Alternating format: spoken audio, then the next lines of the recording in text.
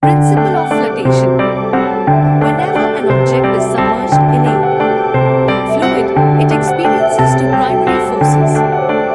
One, the weight of the object, W, which is directed downwards and originates at the object's center of gravity, labeled as C. This force tends to cause the object to sink into the fluid. Two, the buoyant force or upthrust, Fb, which is a result of the displaced fluid's weight. This force acts upwards at the object's center of buoyancy, denoted as B. The center of buoyancy in an object is the point where the total upward force, or upthrust, resulting from the displacement of fluid by the submerged part of the object, is exerted. This upthrust is always equivalent to the weight of the fluid displaced by the submerged part of the object and works to push the object out of the fluid. Regarding these forces, three scenarios can emerge when a solid object is placed in a fluid. Case 1. When an object's weight is greater than the buoyant force, if the weight, W, of an object is greater than the buoyant force, Fb, then W greater than Fb, resulting in the object sinking in the fluid. The apparent weight of the body in the fluid is calculated as WFb. This apparent weight will act vertically downward through the center of gravity. Moreover, the center of buoyancy and the center of gravity will coincide with each other. Such an object has a density greater than that of the fluid. For instance, if the object's density in air is ρgcm3 and it is immersed in water, with a density of 1 gcm3, the apparent density in water would be ρ1 gcm3.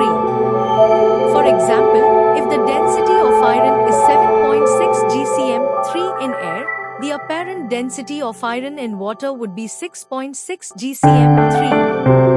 Case 2. When the object's weight is equal to the buoyant force, in this scenario, the body's weight, W, precisely matches the buoyant force, Fb, arising from the displaced fluid. Consequently, W is equal to Fb, and the body achieves a floating state, fully submerged but not resting on the fluid space. Here, the body's apparent weight becomes 0. WFb is equal to WW is equal to 0, implying a state of weightlessness. The apparent density also becomes 0. The body's weight equals the weight of the displaced fluid, and the centers of gravity and buoyancy are. Case 3. When the object's weight is less than the buoyant force. Imagine a body, such as Coke, pushed vertically down in a beaker containing water by applying some force. As soon as the force is removed from the body, it rises up and starts floating on the surface of water. Obviously, when the body is completely immersed in water, the buoyant force acting on it is more than the weight of the body. If W is the weight of the body acting vertically down at the center of gravity, and Fb is the upthrust acting vertically upward there.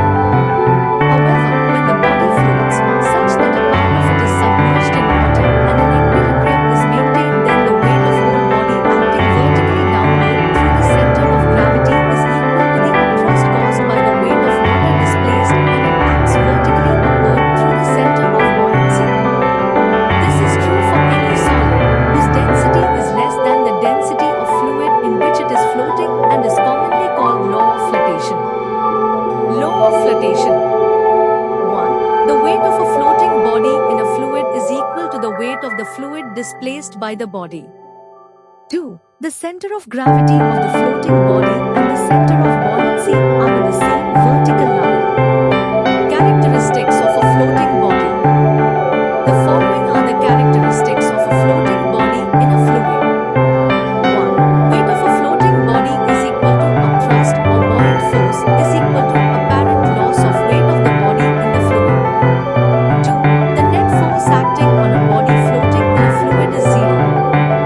3. The apparent weight and apparent density of a body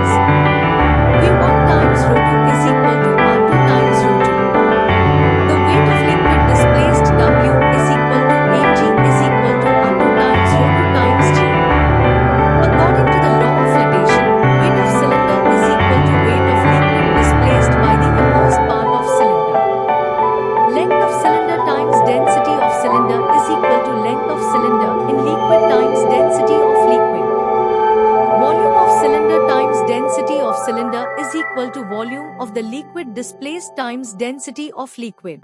If the solid is floating in water, then from